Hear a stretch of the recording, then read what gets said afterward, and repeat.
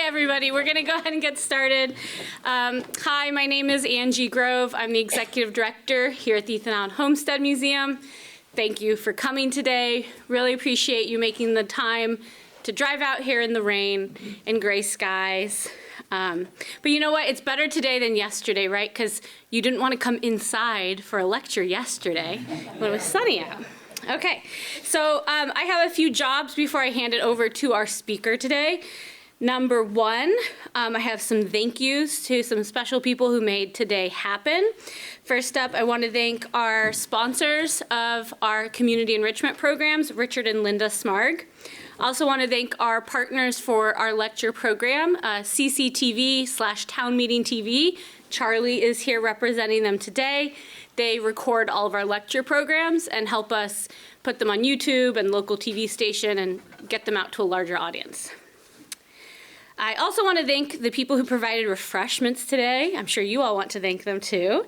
John Devino, Jimmy Reese, or JC, who's in the back. And John Devino's out at the historic Allen House trying to get the tourists to come in join us for the lecture right now. And Margaret Rushlow, who's somewhere in the crowd also, hiding. Okay. So those are the thank yous. I also want to tell you about our upcoming programs.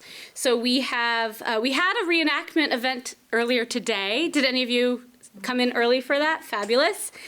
We have another one next month in June, on June 20th and 21st, and that will be with Warner's Regiment, also known as the Green Mountain Boys, the unit themselves. We have that reenactment in June, in whatever weekend is closest to June 23rd, because June 23rd is a Vermont state holiday called Ethan Allen Day. It's one of the lesser known Vermont state holidays. So we are also having free admission on June 23rd in honor of Ethan Allen Day. Oh, and I forgot to mention, it's free admission to the reenactments this year as well, in honor of the 250th anniversary of the United States this year.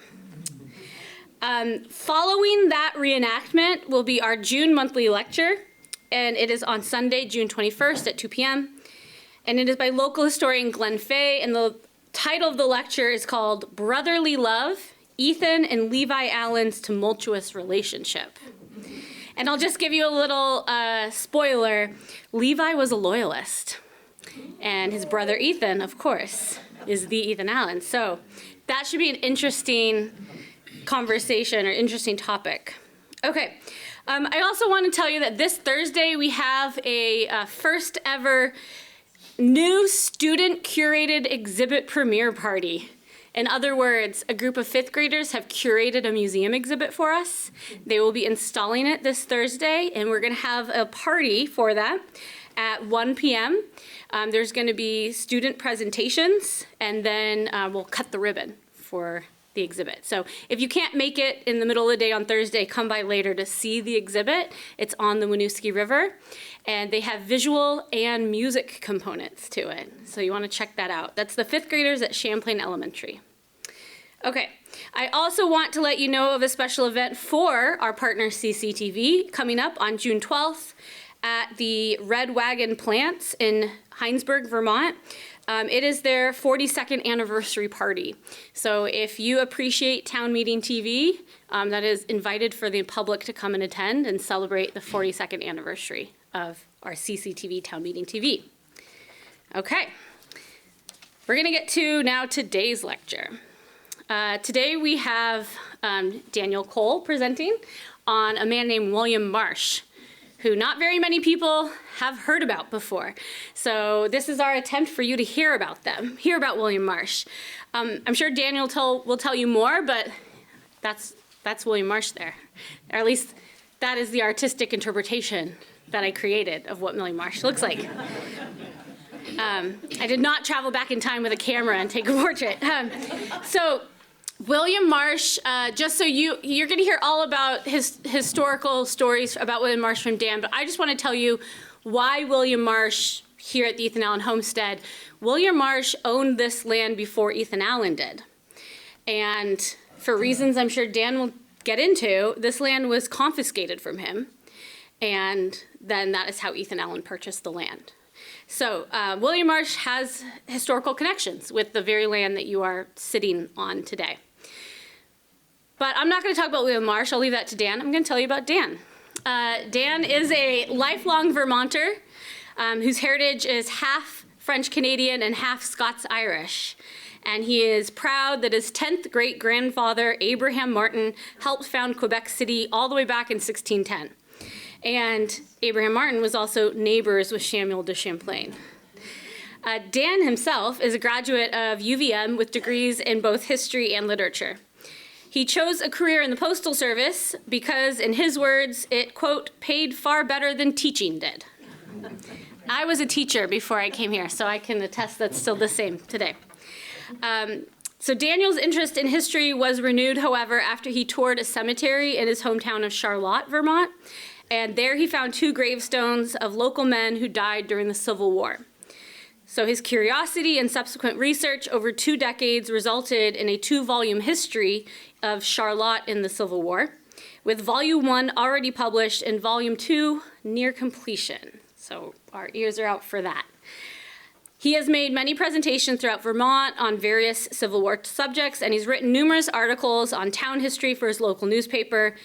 And in 2024, I convinced Dan to be a tour guide volunteer here at the museum. So every Saturday, he's been giving tours to our visitors.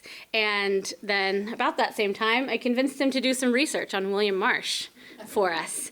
And then shortly after that, I convinced him to give you a presentation about William Marsh. So we're very excited to have Dan on our team. He brings quite the experience, and he's constantly emailing me with more research leads, not just on William Marsh, but on Fanny and on Newport and Korean Brush and this whole neighborhood of people that lived around here during that time. So it's been very, very helpful, and I'm very grateful for your participation here at the museum. So without further ado, Daniel Cole.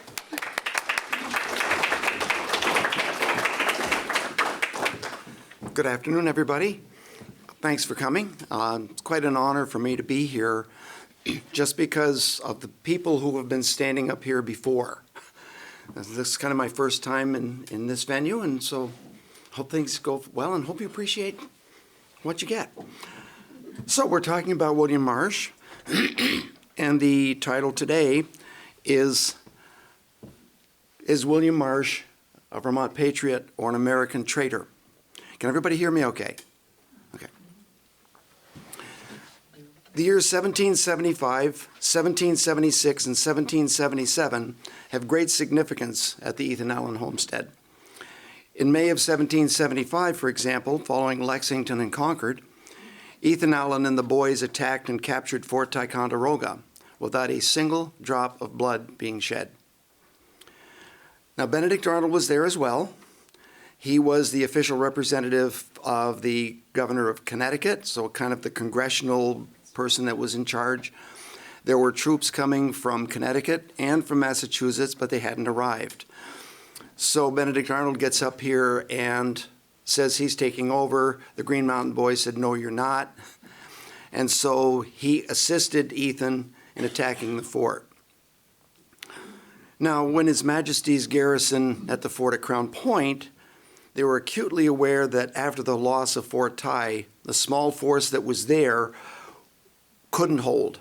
So they formed, marched southward to surrender, and now 2 forts are in the hands of the Americans. And at Ethan's house, we have a facsimile of the letter Ethan Allen actually wrote George Washington telling him of the capture of the fort. Cannons from the fort were taken overland during the following winter, early 1776, by Henry Knox. And when Washington ordered them placed on Dorchester Heights in Boston, the British were forced to withdraw.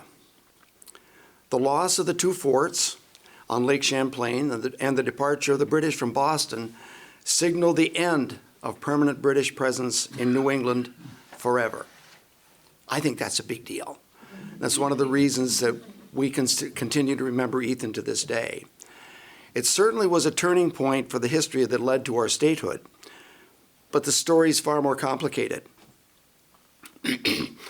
Many of the leading players in Vermont's early history may be known to you, especially Ethan and Ira Allen. How about some of the Allen brothers and cousins, which Angie just referred to Levi? Thomas Chittenden, Dr. Jonas Fay, maybe even Dr. Thomas Young. One name is missing. One name has been expunged from the records. William Marsh. His name was not lost. It was not overlooked, nor forgotten. It was intentionally removed. The person responsible is named Ira Allen. At one point, William Marsh and the Allen brothers were close friends and confidants, yet Ira turned on him and ensured that Marsh's name would not appear on the list of the founders of Vermont.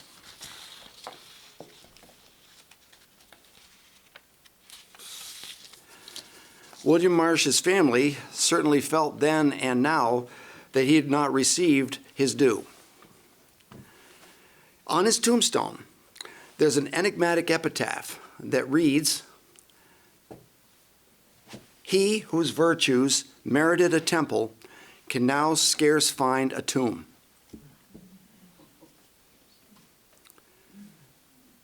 And there's his tombstone. And you'll see there is an American flag that's placed there every Memorial Day. He's listed multiple times on the rolls, on the index of the Revolutionary Rolls of the state of Vermont. And then, above the epitaph, later descendants have placed the Sons of the American Revolution emblem, and beside it, the United Empire Loyalists. Now, and then, to complicate matters, the top of his stone, I don't know if you can see it very well here, Masonic emblems. And also on his footstone are Masonic emblems. So, can someone be both a patriot and a traitor? It begs another question. Can someone be a Vermont patriot and not be an American patriot? And just looking at the gravestone, it's easy to see that William Marsh was an extremely complicated character living in an exceedingly complex world. And he played such a pivotal role that he needs to have his name restored to the list of influential founders of Vermont. To understand William Marsh, he needs to be looked at in the context of his times. In chaos, that's what it was, really, if you think about it. At least as it pertained to property boundaries, all boundaries, actually, the colonial boundaries, county boundaries, town boundaries. They were often overlapping, conflicting. And then you've got the French and the British empires here that were wrangling over the various boundaries as well. Caught in the middle were the First Nations, who were already living on the land with claims and boundaries of their own. So what happens when you use all the cash you can obtain to buy land from the colonial governor of New Hampshire to start a new life, only to have a wealthy elite come and claim your land as his, bring the law to evict you, and won't acknowledge your deed? This will leave you destitute. Now, William Marsh realized what was going on and saw this as a gross injustice. He wanted fair treatment for the hardscrabble pioneers. So let's start by checking out William Marsh a little bit and see a little bit about him. Colonel William Marsh was born in Coventry, Connecticut on January 10, 1738, son of Matthias and Priscilla Brigham Marsh. He died in East Dorset, Vermont on June 9, 1816. His wife, Sarah Ann French, born in Stratford, Connecticut on May 22, 1741, daughter of Jeremiah and Hannah Edwards French. They were married in Southbury, Connecticut in 1756. She was barely 15. And she died in East Dorset, Vermont on March 22, 1829, at the age of 88. Now, historian and author Ralph Nading Hill, who was one of the people most credited with finding Ethan Allen's homestead in the first place, and you'll see a kind of a table and plaque to him out here. commented that the area known as the Hampshire Grants was conceived in controversy and reared in rebellion. It would be reasonable to attribute the sentiment to the general revolutionary mood developing throughout New England. However, the rebellious nature was more nuanced and complicated. Vermont began as the New Hampshire Grants and was never a colony, nor had any centralized government. Rather, each town was left to organize independently within its own jurisdiction. The leaders were selected by acclamation. They were locals who had earned the people's trust, who reflected the values, the notions of freedom, independence, and justice. This area was the wild frontier in those years, and the terrain and poor roads helped isolate the Grants from some of the more contentious British trade policies, such as the Stamp Act and the Tea Act, that were becoming a focus of Americans' anger. The primary concern of the settlers in the Grants was their property. Disagreement over accurate land boundaries had been common throughout the colonies for generations due to the conflicting and confusing claims, inconsistent surveying methods, and the inability of the governments to resolve them. Is there anybody in here who has any background or knowledge about surveying at all? Because one of the things that Ira Allen was one of the surveyors of the state of Vermont, and he went and worked with a surveyor in Connecticut for 2 weeks and then declared himself a surveyor. One of the people who wrote a recent biography of Ira Allen, Kevin Graphic Nino, basically was talking about you could write a book on the corrections to the mistakes he made. Okay. So William Marsh represented the third generation of a family that had been negotiating property disputes in Connecticut and New York, purchasing land in what was known as the Oblong. Has anybody ever heard of the Oblong? Okay, good. Before coming to the town of Manchester and the Grants, and he had become well-versed in how these issues were evolving. William Marsh was especially motivated by the plight of family, friends, and neighbors who were caught in a web of uncertainty over their rights. They had little to gain and everything to lose. His unswerving devotion to secure the rights of the dirt-poor farmers in the Grants won their widespread respect and admiration. Marsh also attracted the attention of certain notables in the Grants, Ethan and Ira Allen, but they were a little more radical in their resistance to New York and its agents. Now, New York was becoming known for being aggressive and unscrupulous in pushing their land claims. With Crane Brush, who, if you don't know the story about Fanny Allen, Crane Brush is her stepfather, okay? She ultimately became Mrs. Ethan Allen. Okay, Crane Brush was the primary operative in the Eastern Grants with his large landholdings centered in Westminster. And James Duane was in the Western Grants with his base in Albany, New York. James Duane was a powerful antagonist. He became an orphan when his father died in 1747. His guardian became Judge Robert Livingston. Robert Livingston was a delegate to the Stamp Act Congress and is credited with composing the protest letter to George III. He also was the judge of the New York Supreme Court from 1763 to 1775. He came from an extremely wealthy family who had multiple mansions along the shores of the Hudson River. James Duane began his legal studies under his guardian, completing them under James Alexander. He was elected to the bar in 1754. And along the way, he married Judge Livingston's daughter. Duane developed into one of the leading and most influential colonial attorneys, as well as one of the richest. For example, he had this church built in a town, oddly enough, named Duanesburg, and that's his crypt at the head. His wife is next to it. That's money.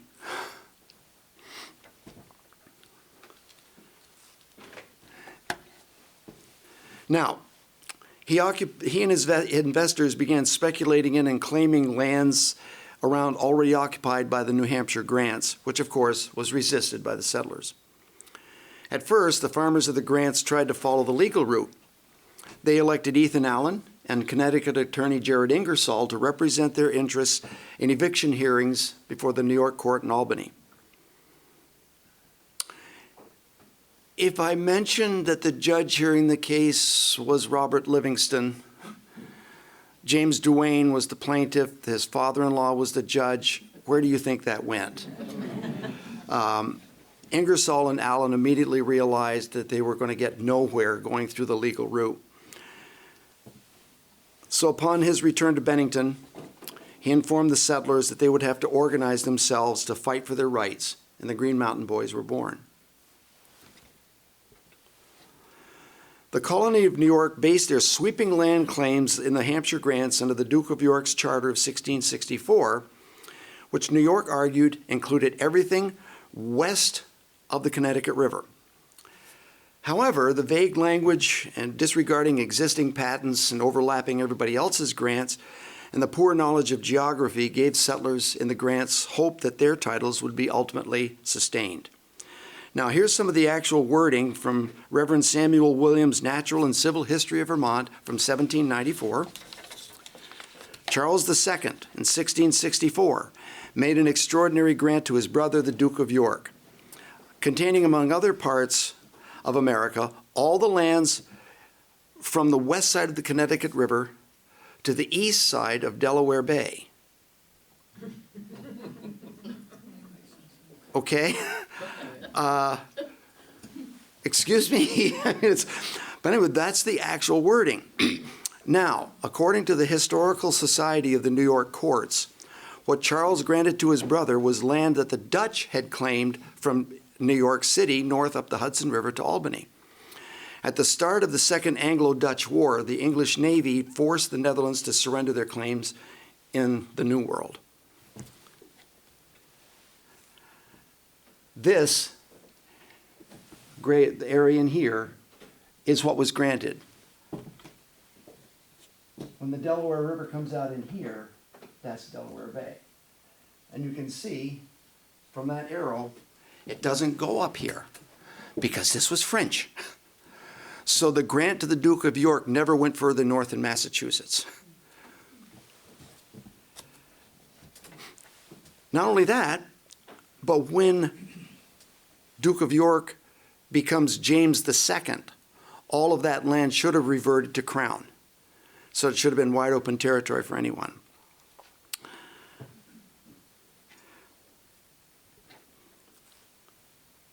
Oops, let me go back. So a contemporary account of the two sides was given by Anne Grant, who was writing in Stillwater, New York, who wrote the New Englanders, although poor, considered themselves subservient to no one. But she had nothing but disdain for, quote, the swarms of petulant, half-educated New Englanders who came into conflict with, quote, the ephemeral adventurers of New York, mostly lawyers, who multiplied so fast that one would think they rose like mushrooms from the earth. She also wrote that the fierce Republicans of New England were no match for the corruption and chicanery of the Yorkers. Into that steps Benning Wentworth. In 1749, New Hampshire colonial governor Benning Wentworth had begun to accept grant applications for town charters on the west side of the Connecticut River. The first was named in his honor, which is the town of Bennington. Out in the house, there is a facsimile of the Bennington Charter. And here's one of the things that it starts with. Okay, where is it here? Oh, I pushed the wrong way. I have to go backwards to go forwards. Okay, so this is a charter. This comes from the town of Charlotte. But it starts out, George III, by the grace of God, title, blather, blather. as you read down further below this, it says, for the due encouragement of settling a new plantation within our said province, have made, given, and granted, and by these presents, for us, king and council, our heirs, successors, do give and grant unto our loving subjects, and to their heirs and assigns forever, whose names are entered on this grant, the lots set aside to them on the charter map. Does anybody recognize that as a standard warranty deed? That's exactly what the people here thought. And we were one of the few areas where any land grants were made that had this charter with it. Now this is Charlotte's charter, and anybody who's curious about why we're Charlotte and not Charlotte, it's because if you read to the bottom of our charter, we were chartered as Charlotta. So we had the queen's name, the new queen of King George III, was Sophia Charlotta von Mecklenburg-Strelitz. So we named our town Charlotta. And over the years, it just dropped it, but kept the pronunciation, just as an aside. So, both Massachusetts governors and Connecticut governors were granting lands west of the Connecticut. So Wentworth determined that he could as well. But none of the other colonies had a charter like this. Wentworth suspended applications during the French and Indian War until the British captured Montreal in 1760. Then Wentworth boldly grabbed the initiative and in 1761 began to accept grant applications from the Massachusetts border north along the Champlain Valley along the Winooski River. He processed again a total of 138 charters, geographically separated by an inhospitable mountain range called the Green Mountains. And this map also is out in the lobby. You can see that if you want to afterward. Oops.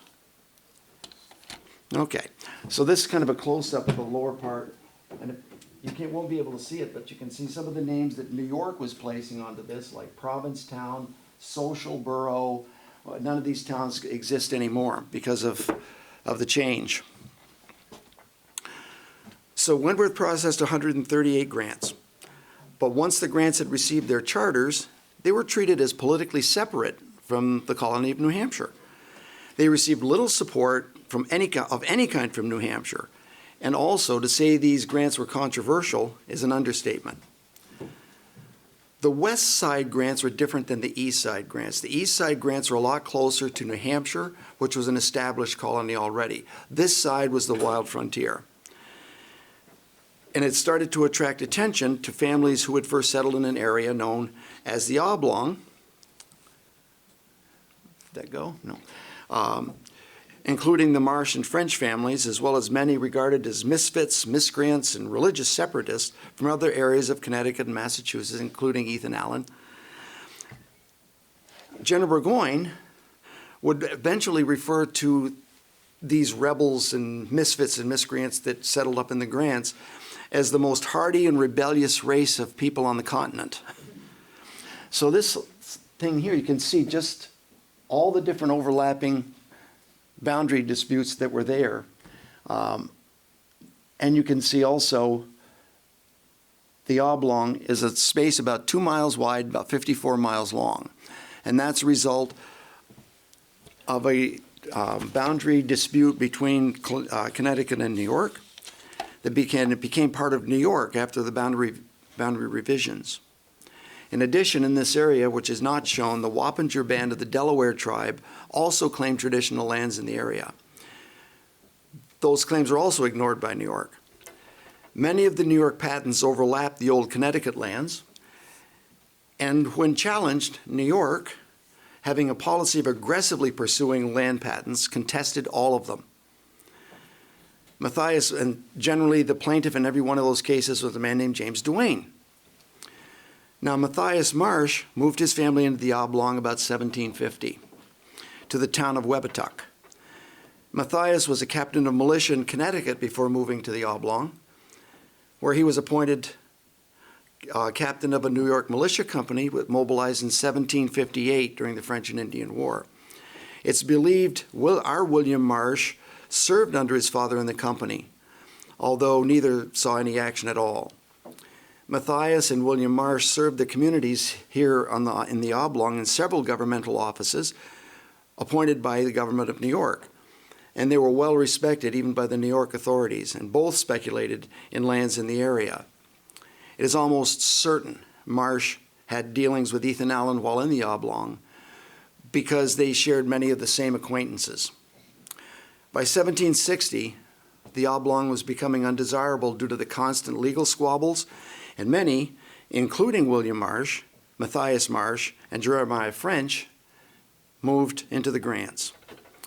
Now, the Marsh family had also just lost several properties in New York, patents, on questionable rulings. Marsh became aware of James Duane's methods of court dealings while in the Oblong. Unfortunately, they happened to choose another area where James Duane and New York investors claimed jurisdiction, and the tactics were becoming more aggressive. Fear of the indigenous people that were already here had diminished after 1740, when there was a massive die-off of the Abenaki due to diseases brought by the colonists, primarily smallpox and typhus. Now, the Abenaki were here and they actually were on this site for several thousand years, and in that display case over there are some artifacts you might want to check out afterward that were found in archaeological digs here. But what they did was they retreated northward to get away from what they thought was the devil or Hoggamug, and the land appeared to be vacant. Not only that, but then they allied themselves with the French during the French and Indian War, or the 7 Years' War, depending how you learned it. And following British victory, they could expect little sympathy from people claiming their lands as spoils of war. During 1763, Albany County Sheriff Henry Ten Eyck and several others traveled through the grants, secretly recording the names of the people who had settled there. Now, from the descriptions that were given of some of the men they met and the various receptions that they received, one of the men was William Marsh. In 1764, these names were then forged onto a document requesting George III to transfer the New Hampshire grants to New York's jurisdiction. Now, there was nothing else, no other indications there was an issue here, so it was automatically accepted by England. Initially, the rulers acquiesced to the royal ruling. They were now in New York, and if New York had only accepted their rights of the people who were already settled, all of it would have been okay. But they didn't. They wanted money. So they were forcing the settlers to turn in all their New Hampshire grants titles, repurchase New York titles, and pay a fee besides. So the settlers sent Samuel Robinson, James Breckinridge, and Captain Jehiel Hawley to London to lobby against what was going on. And they subsequently uncovered that forged document, proving the deception and dishonesty of the New York. One of the primary arguments in their case to sustain the land titles was the wording of the Hampshire grants. I, George King Grant. The delegation's efforts were successful, and in 1767, William Petty, 2nd Earl of Shelburne, and for whom the town of Shelburne south of here was named, and minister under the king, composed a harshly worded cease and desist order to the New York's governor, with a declaration to stop persecution and eviction of the settlers immediately and await further instructions from the king. The Board of Trade and Plantations, who had legal authority, adjudged the king had sustained the titles, meaning no colonial governor had the authority to supersede them. The problem was the revolving door at the office of the New York governors ultimately placed a substantial amount of control, I would say, maybe power, with longtime lieutenant governor and acting governor Cadwallader Colden. He refused to acknowledge Lord Shelburne's proclamation because it was addressed to the former governor, Sir Henry Moore, and not to him by name. Therefore, he didn't have to follow it. He determined to ignore it. He continued to re-grant lands and forcibly evict the settlers who resisted. The new governor, William Tryon, followed Colden's lead. Now, the boys in the grants decided to organize militarily if needed, and the Green Mountain Boys began terrorizing New York surveyors and sheriffs to great effect. While Ethan Allen became the public face of resistance, behind the scenes, people like William Marsh and Ira Allen plotted various strategies and schemes. One of the first publicly attempted evictions occurred in July 1771, when Albany Sheriff Ten Eyck and 200-member posse, under orders from Colden, moved to evict James Breckinridge from his farm in the southern part of Vermont. Yes, it's the same James Breckinridge that got the ruling from the king. And apparently, Colden wanted to exact revenge on Breckinridge for challenging his authority in the first place and winning. I mean, how dare he? But the word of the sheriff's approach quickly spread, and a large number of the armed Green Mountain Boys were waiting for 20 in the house, 40 to the right of the house, and 100 on the ridge alongside the route that the sheriff's men had to come in. So they started hollering at each other. And right there on that doorstep of the Frontier House, the entire Grants New York debate was argued out. The irreconcilable differences made abundantly clear. The door symbolically closed between them. The ultimate result inevitable. The tense standoff ended when Ten Eyck wisely backed off after finding the rest of his posse had retreated in the face of the large numbers of armed resistance. And William Marsh was pleased that no musket had been fired. He was a community leader in Manchester, leader of the Committee on Safety, which is generally the local governing board, but also had the responsibility for organizing a local militia and carried with it the nominal rank of colonel, which is why he was called Colonel William Marsh. Yet his one guiding principle was to be successful through negotiation, and he felt any shooting and killing would hurt their cause politically forever. Ethan Allen was also of like mind. In nearly 10 years of ever-escalating tensions, multiple confrontations, the Green Mountain Boys threatened, whipped, and humiliated, but never killed anyone. With his long history of dealing with land disputes, Marsh soon realized the objective of securing our land titles could probably only be achieved if the grants became independent from all the conflicting claims from different states and jurisdictions and establish ourselves as our own state. The required first step was to unify the East and West grants together as one political entity. And Marsh directed all his efforts toward attaining that goal. In the end, Cranebrush did it for him.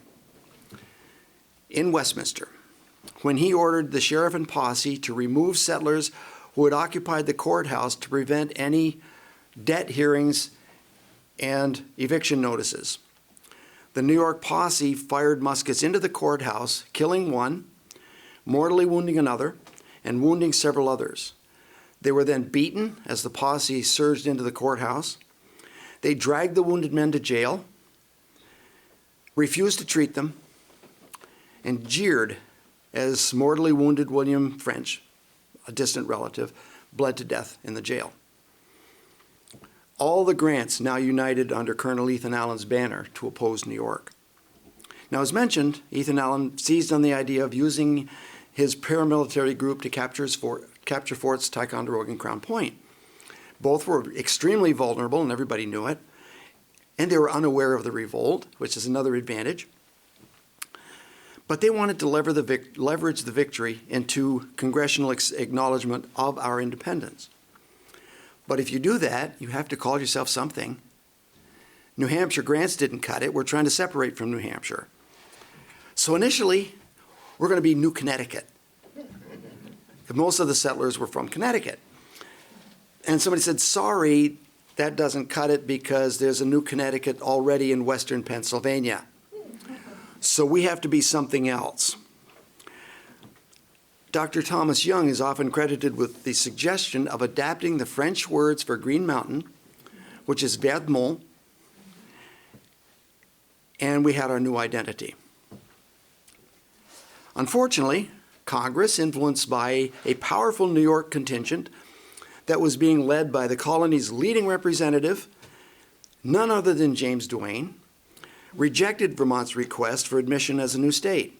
And then Duane went further and made it clear New York would never abandon its claims on Vermont. So William Marsh had been one of the first people to suggest Vermont needed to be an independent republic or state. And now that concept gained widespread support. But that said, Marsh kept in mind that George III and his ministers were already on record as saying the king's seal on the charter documents sustained the original titles. So for many years, especially now that word coming, Congress refused to recognize our independence, Marsh now openly expressed his opinion that maybe Vermont would be better served by remaining loyal rather than seeking to recognition from the government who had already demonstrated as being our opponent in this. One of Marsh's dreams, that of Vermont declaring its independence, came to fruition when a Declaration of Independence for Vermont was drawn up and formally signed in Westminster in January 1777. Now, although our republic was recognized by nobody but us, within our claimed borders, we now felt that we had the authority to negotiate treaties and contracts with other foreign countries. Ira Allen in particular believed just the threat of rejoining British might cause Congress to reconsider their actions and consider our independence. While Ira Allen believed threatening, in the spring of 1777, John Burgoyne began a large-scale invasion down Lake Champlain, threatening the destruction of everything in his path. Despite pleas for protection, Congress, likely at the urging of New York, refused to send troops to aid. They told Vermont, in effect, to pound sand. This almost certainly meant a war on Vermont soil and the ruin of everything Marsh and his neighbors had worked for. While Ira Allen began threatening to rejoin Britain as a ploy for negotiation, Marsh saw it as probably the best choice to accomplish several goals: to establish immediately our neutrality, to shield us from the potential devastation of an invasion, to sustain our land titles, and to gain long-term independence at either a colony or separate province in Canada. As Marsh pondered his options, a very important person arrived at his home on July 8th, and was probably one of the last house guests he entertained at his home, General Arthur St. Clair. General Arthur St. Clair was the American military commander who had just been forced out of both Ticonderoga and Mount Independence. He was in retreat after the Battle of Hubbardton. St. Clair, exhausted and discouraged, spent 2 days with Marsh. They sat for hours discussing the military situation before St. Clair departed to move south toward Bennington with his military future uncertain. Marsh became convinced of the wisdom of rejoining the British, and after a long discussion with his family, barely a week after St. Clair left, William Marsh saddled his horse and rode to Fort Edward, New York, to sign on with the British as a Loyalist. Accompanying him was his brother-in-law, Jeremiah French Jr. Jeremiah was to be an officer in the Queen's Loyal Rangers. Unfortunately for Jeremiah, he got ill once he got there, and he was sidelined, but he missed battles of Bennington and the ultimate defeat at Saratoga, where the Queen's Loyal Rangers had absolutely been decimated, so it may have saved his life. Marsh, who was no soldier, was commissioned as a quartermaster handling supplies. Now, Marsh understood that he would be considered a Loyalist, and in all likelihood have his home in Manchester and his property here in Burlington confiscated and sold off in order to finance the new republic. That's how they were paying their bills. And ironically, it was the republic he tried to promote So in preparation, he deeded his property to his father Matthias, who had never declared Loyalist. Matthias then altered the terms of his last will and testament that upon his death, the property would not revert to William. It would go to his wife and children.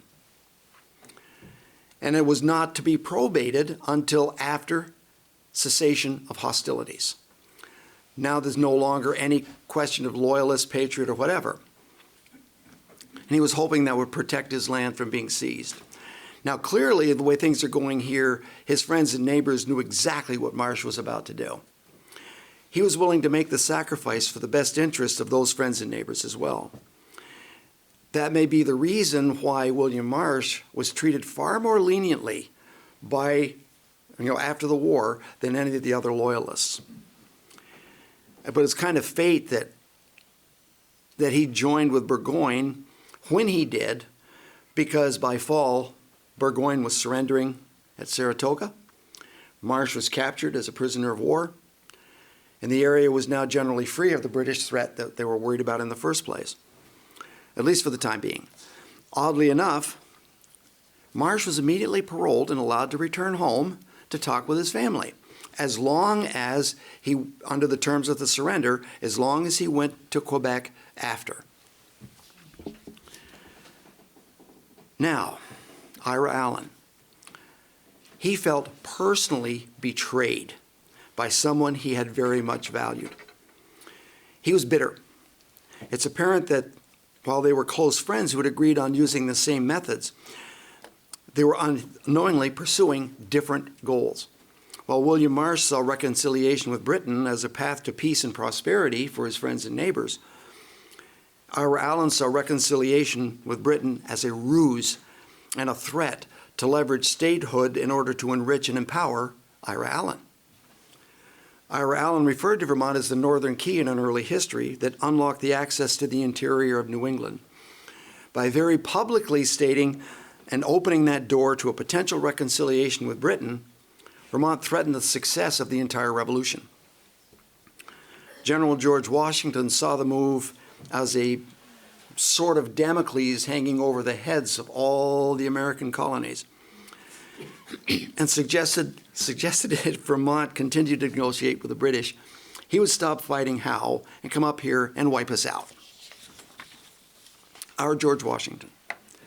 This reaction was not anticipated by the people up here, and it reinforced Vermont's distrust and rejection of Vermont's revolutionary government. Now we're being viewed as in rebellion against Massachusetts, New Hampshire, New York, and now America. Now in our display out here, there's a quote from George Washington from 1781. For a considerable time past, I have had strong suspicions and uneasy moments on account of the people of Vermont. Hopefully you understand the context of that quote now. But Vermont became a nuanced anomaly. We're neither British nor American, neither Loyalist nor Patriot. There's no compartmentalizing the people here, nor its politics. And William Marsh, I think, personifies that kind of duality. His switch to the British was ill-timed. Marsh was captured as an enemy, yet he was paroled and allowed to go home and freely interact with former friends and neighbors who apparently never viewed him as a traitor at all. Go back to the first question. Can someone be a Vermont patriot and not an American patriot? I think William Marsh says that you can. After Saratoga, General Frederick Haldimand, as British governor of Quebec, employed Loyalists like William Marsh as agents to provide him with information and intelligence about, because this area had become a little bit unstable. And he also employed them to work on prisoner exchanges. Through intermediaries like Loyalist Justice Sherwood and William Marsh, British officials maintained contacts with Ethan and Ira Allen, Joseph Fay, Thomas Chittenden, and other Vermont leaders. Several reports have Marsh coming up the Winooski River here to the Ethan Allen homestead in 1786 to meet Ethan and exchange letters from Haldimand. Perfect spot, very secret and out of the way. Now, Ira and Ethan's roles in what's known as the Haldeman affair are different than Marsh's, obviously, but they were playing kind of a dangerous game. They wanted statehood and never intended to go return to the British in any capacity. However, they had to make it look that way. They had to make the bluff look legitimate through to Marsh, and then from Marsh to Haldeman. But if these meetings ever became generally known, it would have been political suicide for the Allens, even treason. They were double dealing for themselves at the expense of the state they were ostensibly trying to create. Now, Haldeman, I think, realized fairly quickly that the overtures weren't sincere, but because of the hope for the potential gain, he thought it was worth the attempt. By 1786, as mentioned, that Marsh is placed here, he was beginning to move back and forth from Canada down to his home in Dorset and checking out what was all going on in between. He spent years negotiating reparations for Loyalists who lost their lands here. And the governor and General Haldeman actually gave a whole section of part of lower, called Upper Canada now, Lower Ontario, as lands for the Loyalist settlements. And most of the Marsh and French children actually wound up going to resettle there and are there to this day. In fact, those two plaques that were on the gravestone were put there by a descendant named Edward Butters, who came down from Point Quinta, I think it's pronounced, to here to do that for him. So, for Marsh, he didn't want to relocate. Vermont was his home. He returned for good in 1794.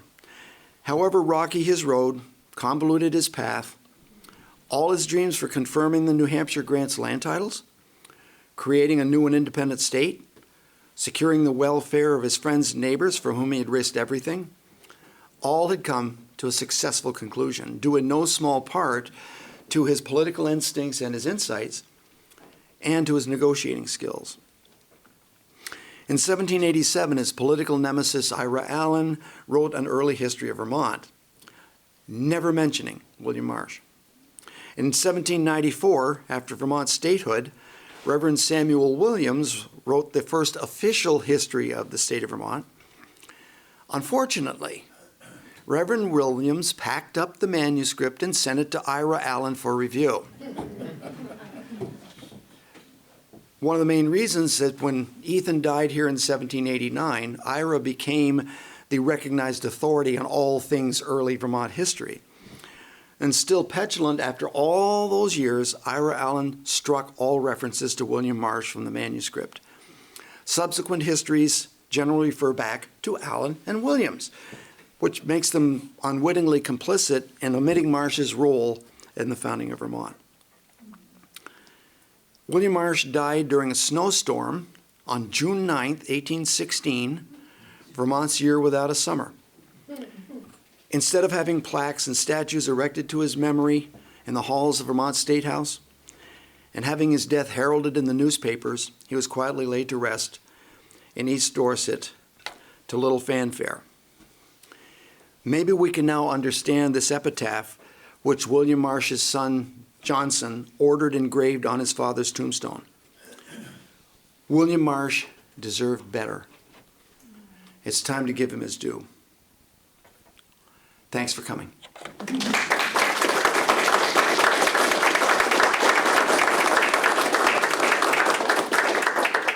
So we do have some time for Q&A if you have questions for Dan. I always talk too long.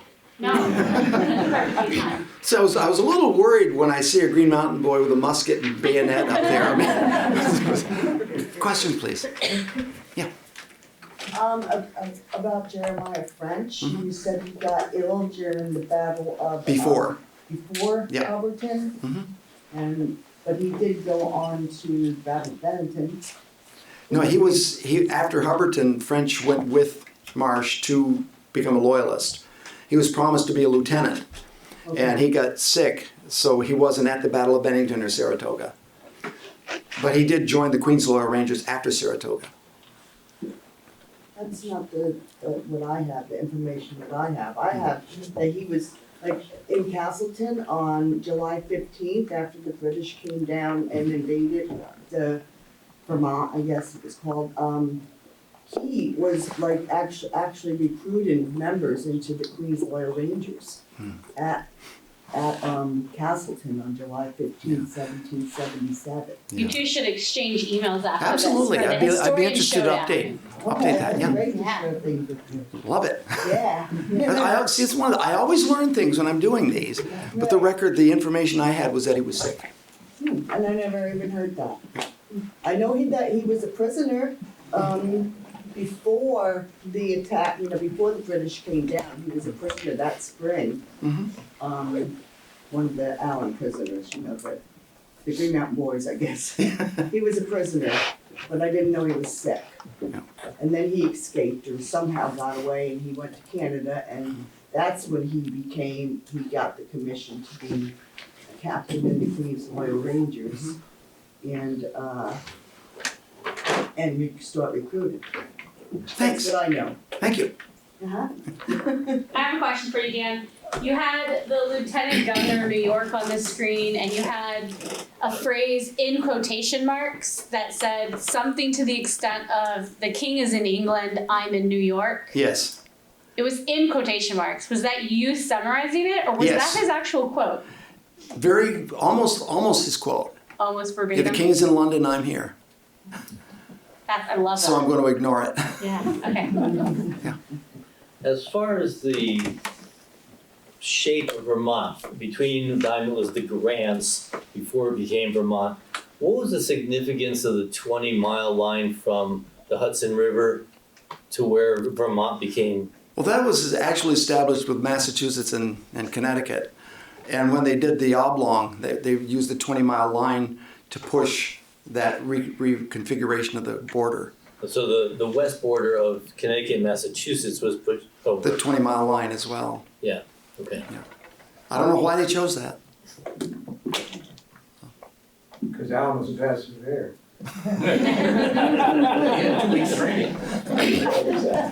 Yeah, never actually did it, just watched.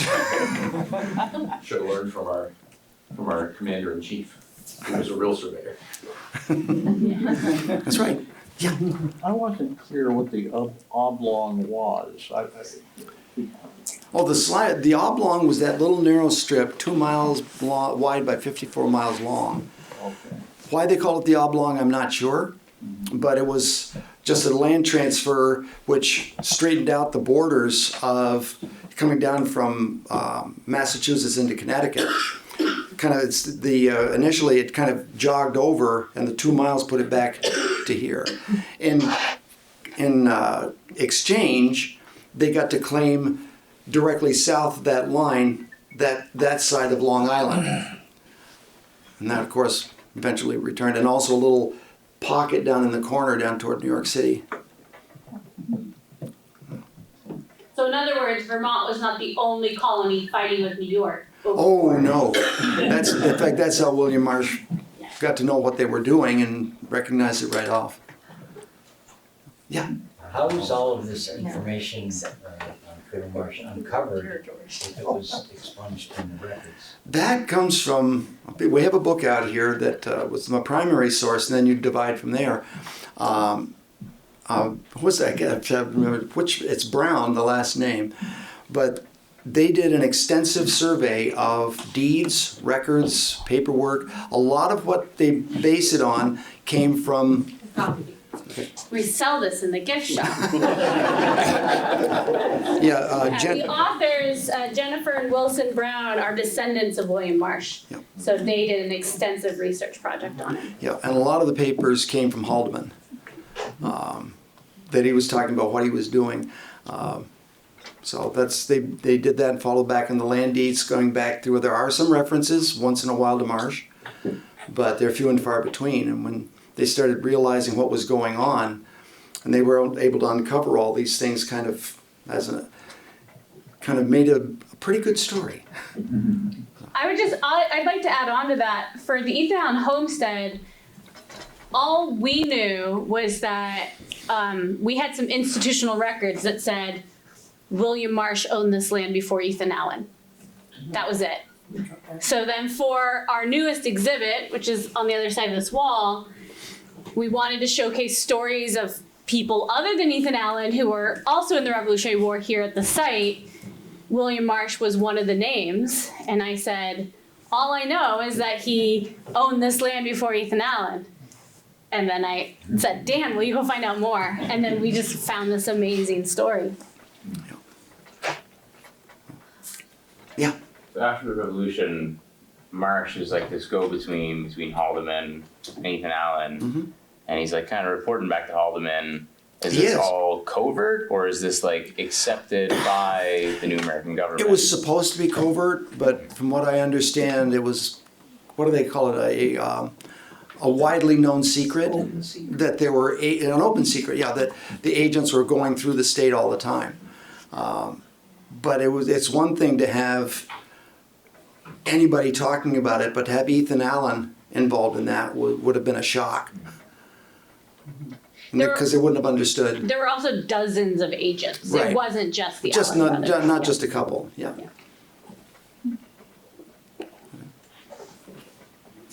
Okay. So Thanks. Dan, you're gonna stick around for a little bit if there Yep. are more questions, Yep. right? Yes, okay, fabulous. Well then, before we applaud our speaker one more time, so stay up there, I just want to put out there that if you're not yet a member of the Ethan Allen Homestead, there are membership forms at the front desk, and Betsy would be glad to sell you a membership. And memberships helps support our nonprofit programs, like our lecture series. And there's also a donation basket on your way out. If you have something to give, that would be always really appreciated. And there are gift shop items for sale, including the biography of William Marsh if you want to go home and read more.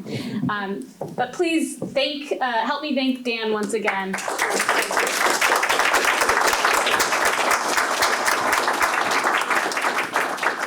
And plenty of snacks too, so please Let's help enjoy yourself. some snacks. We're not serving in the tavern right now, so.